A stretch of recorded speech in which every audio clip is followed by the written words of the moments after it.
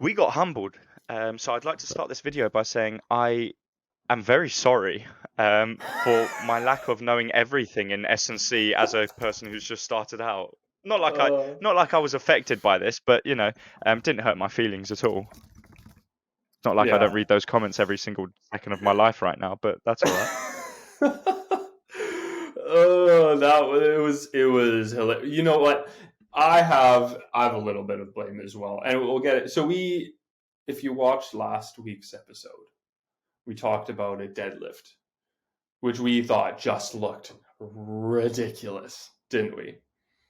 I Hold up. brought it. I still want to point out, it is still ridiculous. There may be some scientific value that I have not seen yet, right? I'll double down because there may be some actual like scientific principles that are being used that maybe I just haven't learned yet as I've just started.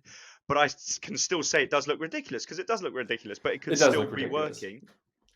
Even though the guy's a world champion, fair play. I'd all respect to you. Yes, Amazing yeah. So athlete. that's I on just me. Basically we just made fun of this person on Instagram, which probably, we should have done our background. And I just fed you this video without any context. Turns out this guy, and this is where we should have known who it was, done a bit of background, noticed that he's a world record breaker, Olympic champion, world champion, probably the fastest human to do the 400-meter hurdles in the world.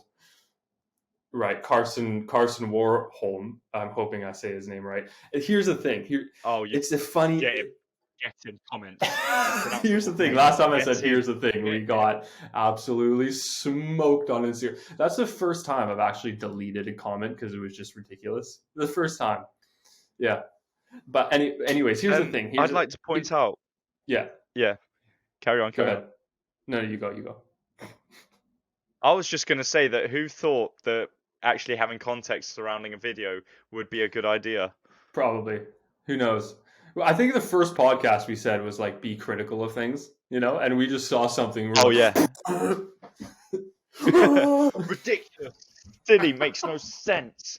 Yeah. But hey. Yeah, and So we should give him credit. He's good at what he does, and there's a reason for that. Now I don't know. After knowing that the person actually is, a world champion, do you change your mind on the exercise? If people didn't watch it, just go onto our Instagram. There's just a clip on there of it, and you can see the little bit of a brief that we talked about, or YouTube, it's on there as well. So if you don't know what we're talking about, go there and you will know what we're talking about. But do you change your mind on the exercise?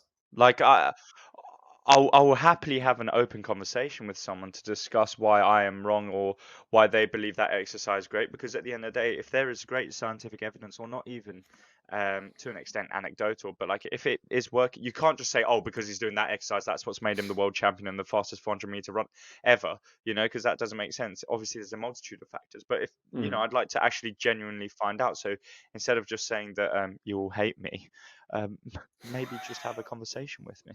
Yeah, I think you are the same as me.